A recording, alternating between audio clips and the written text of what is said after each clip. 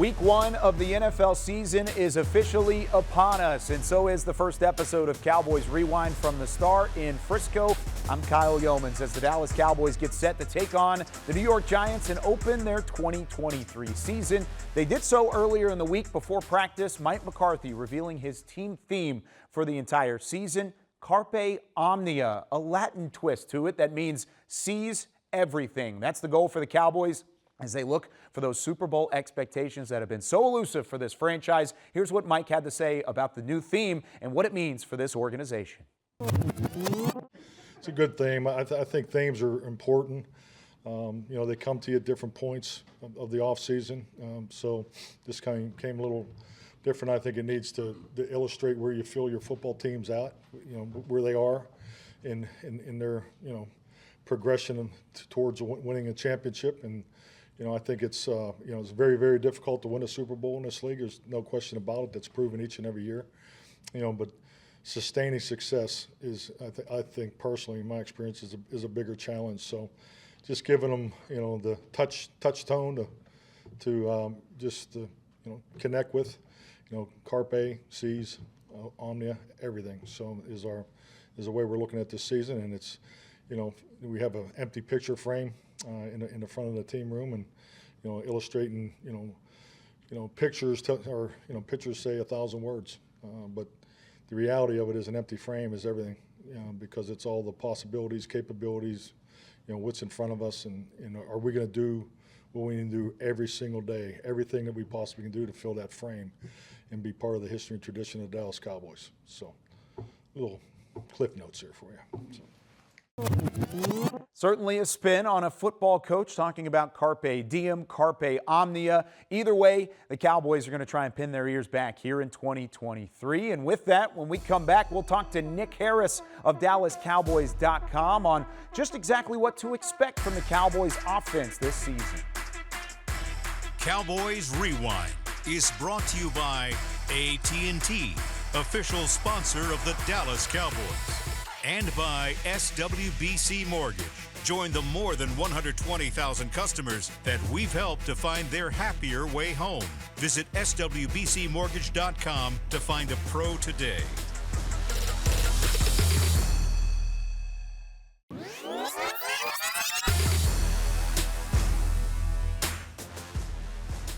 This segment is brought to you by Ashley, the official furniture store of the Dallas Cowboys.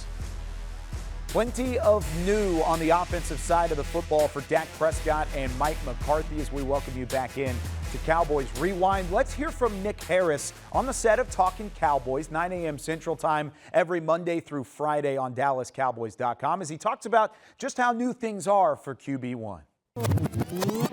There's going to be a lot of newness when he hits the field. We've talked about it during the preseason, them not being able to get on the field during the preseason for even a drive or two. It's going to be Brandon Cook's first snap. It's going to be Dak's first snap with Mike McCarthy in his ear. Jake Ferguson and Tony Pollard, the first snaps as the full-time starters. Hopefully, if Tyler Smith does play, it's the first time all five are up front together. Well, still didn't see that at all last year. So a lot of newness around that, and Dak is the focal point of all of it because Dak is what make the machine is what's going to make the machine run. I guess I love Isaiah's stance on not taking anything statistically because then I can take the statistics. Yeah, you have stats all day. But I really loved everything you said. I think a healthy game for Dak would be, I hate to say one turnover, but I would love 0 turnovers. I think that would be ideal. But just an efficient day over 65-70% passing, making good decisions. 280 plus yards and a W. I think that's all you could ask for. Some might forget that the Cowboys actually led the NFL in points per game with over 32 points on average after Week 7 when Dak Prescott returned from injury in 2022, as we're here with Nick Harris of DallasCowboys.com. Nick, there's lots of similarities with this offense, but there's also a lot of newness and a new scheme thrown into the mix for Mike McCarthy as the play caller. How is that going to keep Dak Prescott off balance and hopefully keep defenses off balance at the same time? Mike McCarthy has expressed a lot of confidence in Dak Prescott being able to take on this new challenge of having this new offensive system around him. In the offseason, Mike McCarthy said that this entire offense was constructed in Dak's language. It is with his understanding and it's set up for him to succeed.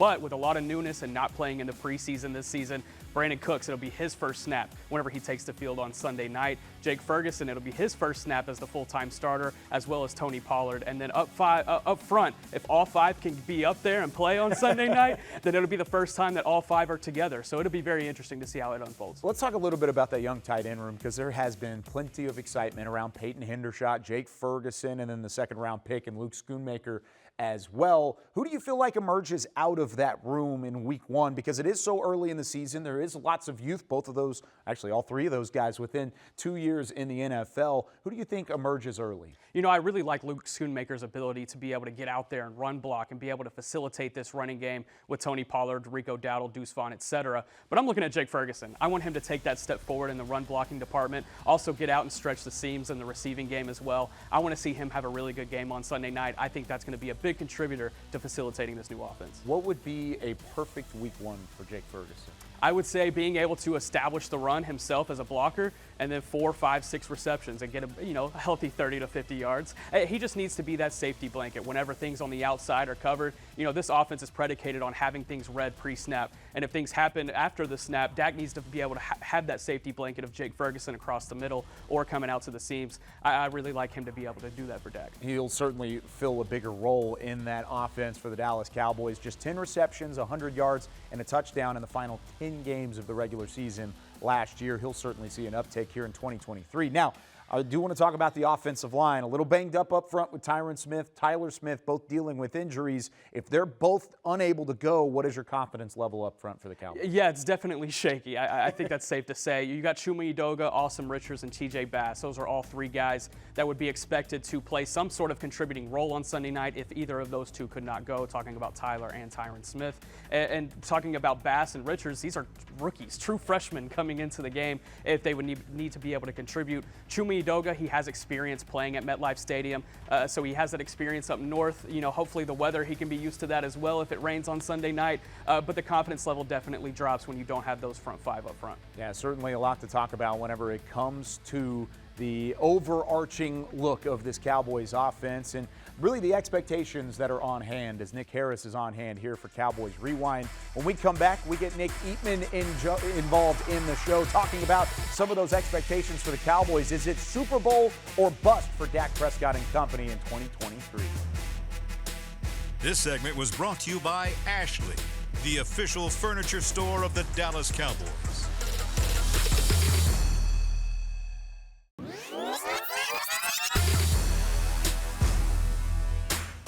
Welcome back into Cowboys Rewind. Kyle Youmans back with you from the Star in Frisco. And the Super Bowl expectations are certainly there for the Cowboys in 2023. Dak Prescott's spoken about it. Mike McCarthy has spoken about it. But the Cowboys haven't been to an NFC Championship game since the 1995 season. So it's been quite some time. But what does it mean to be Super Bowl or bust? Let's hand things over to Nick Eatman on Cowboys Storyline for more. I hate the term Super Bowl or bust. What does that mean? What does bust mean? I think of buttons that are about to break and then they just bust and then you can't use them anymore. What does bust mean? Are we going to blow up the team? Are we going to just trade all the pieces? I mean, I don't know what that means. Super Bowl or bust. Super Bowl's the goal. Absolutely the goal. Always the goal. And I guess what they're saying is that it was a failure. I don't look at it that way. I don't look at it as a failure. NFC Championship, yeah, I think they're going to get the Cowboys, fans will be disappointed if you don't make it there. They're going to be disappointed. But I don't look around and say it wasn't a successful season. I mean, I start the bar like, let's be a good competitive team that can win every week. Be a team that can compete and win every week. I think the Cowboys will be that team. Win the games you're supposed to win. I think the Cowboys are going to, and most of them, they're going to be the favorite. So they should be winning a lot of these games. Got to stay healthy, and that's something that all teams have to do. You got to get lucky. You got to avoid weird plays in the playoffs. I mean, because they always happen. Go look at the losses the Cowboys have had. There's been weird play. I mean, Aaron Rodgers throwing it down the sidelines like that, or Dez catching the ball and then not calling it a catch, or Romo dropping the ball there. And the snap. I mean, just weird things. Got to avoid those kind of things. But I just don't look at it as a bust. that's the goal. The goal is to go win the Super Bowl. But I don't know if that doesn't happen. It's what you do. You saddle up and you do it again next year. I mean, that's what it is. But I mean, I think this team is good enough to compete for it, and that's what you want. You want to just be good enough to be in the dance, and then when you get there, we'll see what happens. I think this team is good enough to do that. Now Nick Eatman has a chance to join the show. And, hey, congratulations on the new show, by the way. It's a solo look. It's a brand new show for DallasCowboys.com, Cowboys Storyline. Tell us a little bit about how that got started and how fun it's been here these first few weeks. Well, I like how you say it's a solo look, because I really try not to be a solo show, because we get in a lot of fan interaction, a lot of phone calls. That's really the name of a storyline, trying to get play off the phone line.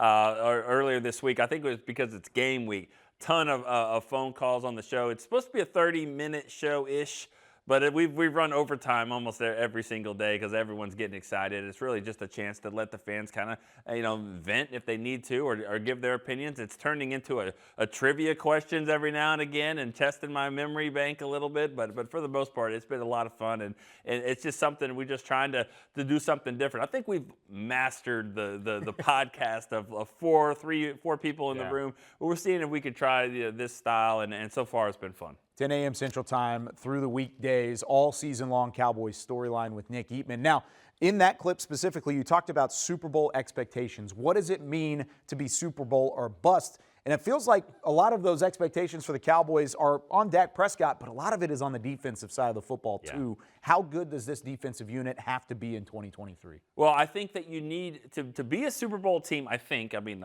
covered this team a long time, but I haven't seen that. But I think to be a Super Bowl team, you got to do something. You got to be elite at something. And whether you have an elite defense, an elite quarterback, and a combination of more than one would even be better. But I think that this defense has to be elite, and it starts obviously with Micah Parsons. If he can be that guy that the opposing quarterback has to look at every single snap, lining up all over the field, just wrecking havoc in the backfield. If he can be that guy, get off the field, I think it'll allow the Dak and the offense to be a little more conservative. You don't have to play that aggressive all the time, knowing that the defense can pick you up. You got to have something elite, and I think it starts with Micah and the defense. From 11 to 7, what are the expectations for Trayvon Diggs now that Stephon Gilmore's been added to that secondary?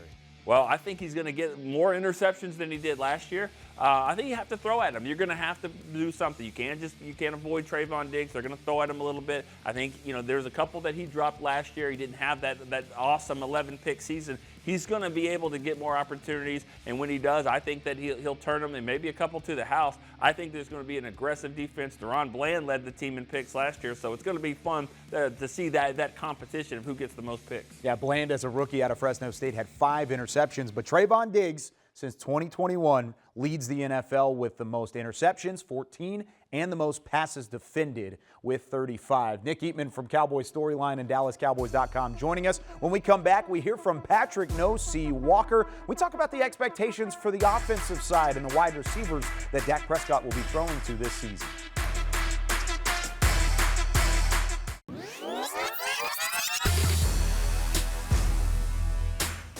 The Cowboys getting ready to face the Giants, 7:20 p.m. kickoff on Sunday Night Football on NBC. And, of course, with any divisional battle, you look for the other team's weakness. And the Cowboys look at the Giants and say, well, they went to the divisional round a year ago.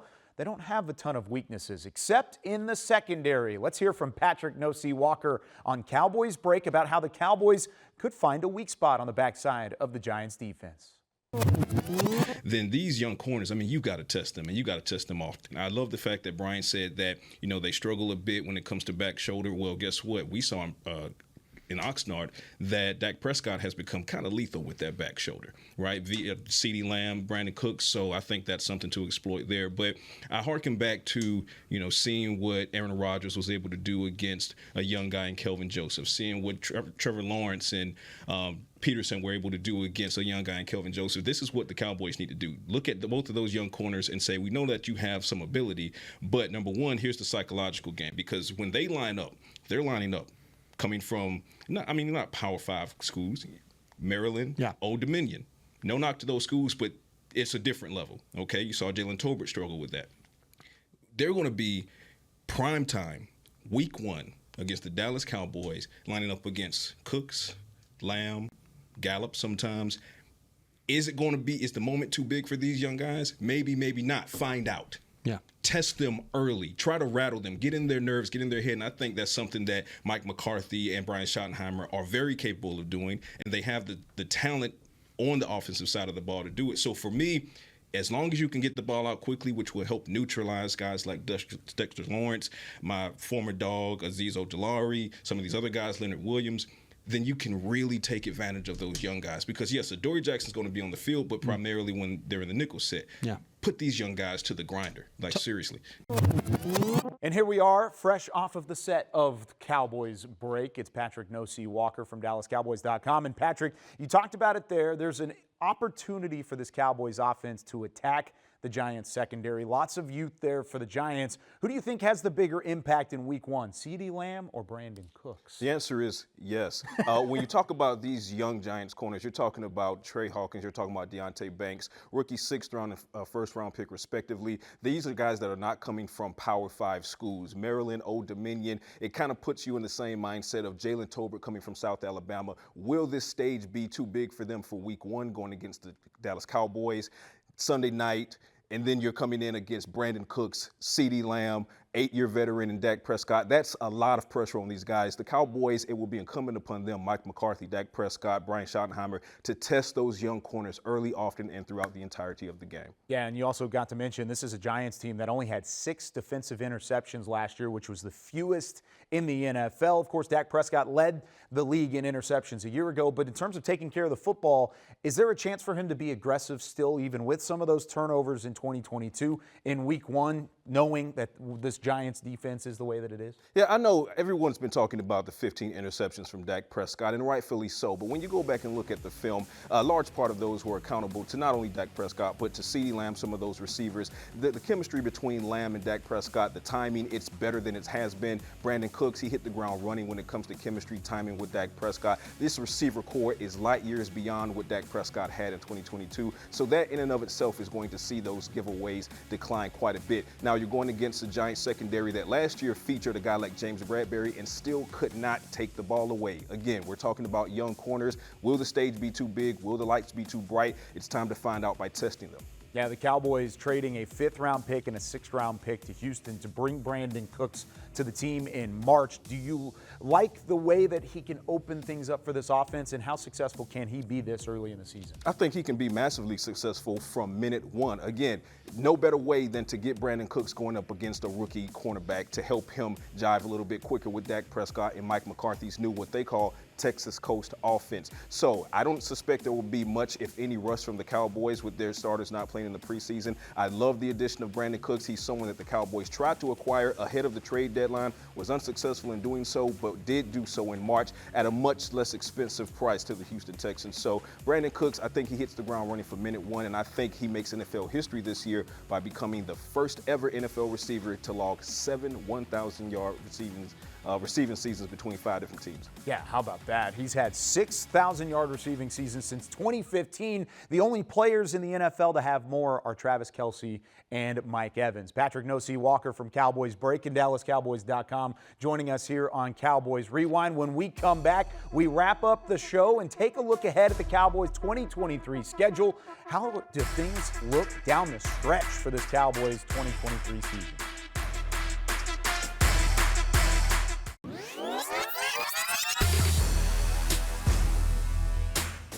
Welcome back into the final segment of Cowboys Rewind from the Star in Frisco. I'm Kyle Youmans, and as the Cowboys get set to kick off their 2023 season with the New York Giants on Sunday Night Football, let's take a look ahead to the rest of their schedule. And of course, things don't take long to go back against the New York side of things as they take on the Jets and Aaron Rodgers in Week 2. That'll be the home opener for the Cowboys at AT&T Stadium, followed by the Cardinals, the Patriots, and then a Week 5 matchup with the San Francisco 49ers, another Sunday Night Football game against the team that knocked them out. And then, of course, they face the Eagles for the first time in Week 9, November 5th, a 3:25 kickoff on Fox for that one. And as we flip to the second half of the schedule, they start things off again with the Giants. That one is a 3:25 kick from AT&T Stadium. They'll see the Eagles in Week 14 in a divisional matchup. And then how about this?